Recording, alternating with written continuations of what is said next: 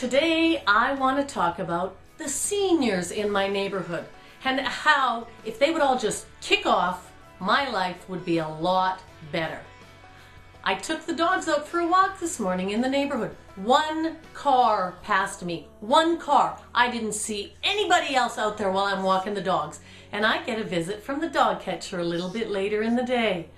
We've had a complaint that you're walking your dogs off leash. Well, A, I wasn't walking my dogs off leash. They were on leash. And B, what is the problem with the seniors in this bloody neighborhood? There wasn't even anybody out there. Who cares if my dogs are on or off leash? You know, they're obviously so old and have so nothing else in their lives and maybe no friends that they have to look around and they've decided that they're going to focus on me and cause problems in my life so they can have what? Some adventure, some excitement, some adrenaline in their life? Thanks a lot. And that's how it goes, and that's what we say to ourselves to create more and more and more anger. Sound kind of familiar? How many of you have heard yourselves or friends focusing on that other person and you just feel it? I mean, it sounded really familiar, didn't it? You started, you know, here's the problem, and boy, it builds really fast. The reason that that happens and that the anger builds is we're focused on someone else, and we know deep down in ourselves that we cannot change someone else's behavior.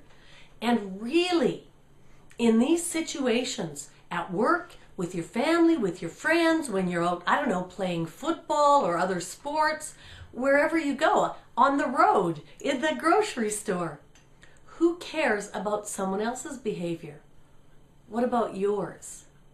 And this is a lesson that I've learned before, and I guess I had to learn it again this morning. I needed to focus on my behavior. My dogs were on leash. I had a great walk with my dogs this morning.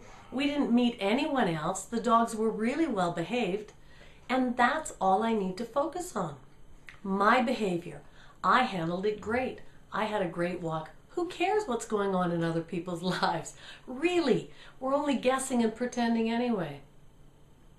I learned this lesson a while ago when I was on the road with another speaker, and I tell you, there were problems. And every day, because I traveled with her for a week, every day all I did was look at myself and go, I have been calm and professional and communicated well every single time with this other speaker. And I repeated that to myself a lot. I've been calm, professional, and, you know, very communicative the whole trip. I've been calm, communicative, and professional, instead of focusing on her, because there's nothing I can do about changing someone else's behavior.